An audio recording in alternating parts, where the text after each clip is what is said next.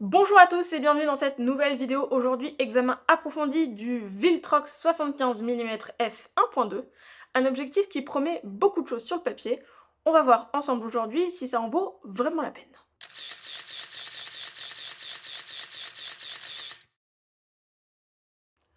Pour commencer, on va regarder les caractéristiques techniques. Avec une ouverture de f1.2 et une distance focale de 75 mm, ce Viltrox se positionne dans la gamme des objectifs pour portrait.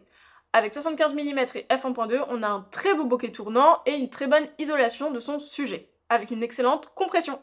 A noter cependant que cet objectif est conçu pour la gamme APS-C et non la gamme plein format, mais sur un A7 IV comme le mien, il donne un équivalent 115 mm en exploitant seulement une plus petite partie du capteur.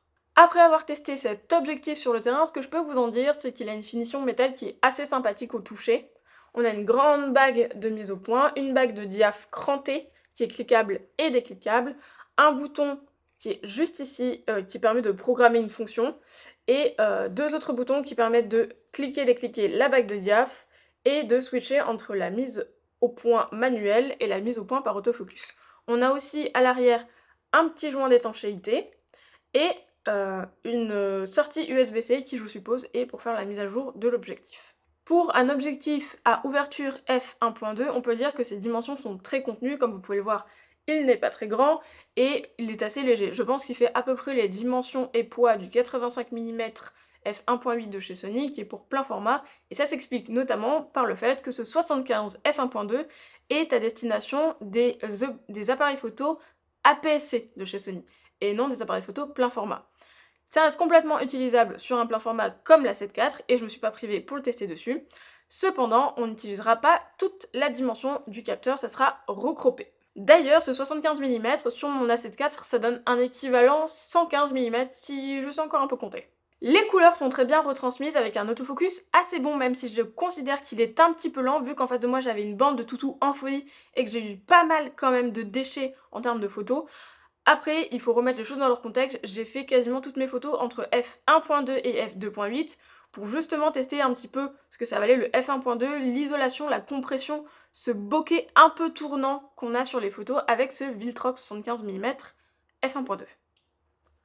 Autant vous dire que sur les photos nettes, ça marche super bien. Je suis même très surprise d'avoir un bokeh tournant sur certaines photos. J'en avais entendu parler, mais je pensais pas du tout en avoir autant.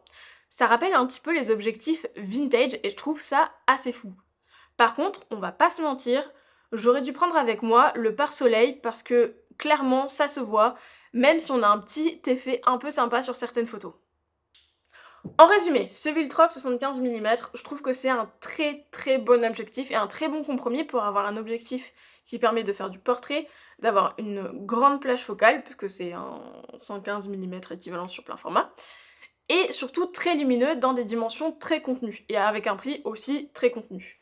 En résumé, le Viltrox 75 mm f1.2, il offre des performances assez impressionnantes, même si je trouve que l'autofocus, suivant les situations, il est un peu mou. Mais ça, je pense que ça peut facilement être mis à jour par Viltrox via le port USB-C qu'ils ont mis à l'arrière de l'objectif. Si vous avez déjà utilisé cet objectif, partagez votre expérience dans les commentaires. Et si vous voulez pas rater les prochaines revues et autres vidéos sur la chaîne, n'oubliez pas de vous abonner et de liker et de partager.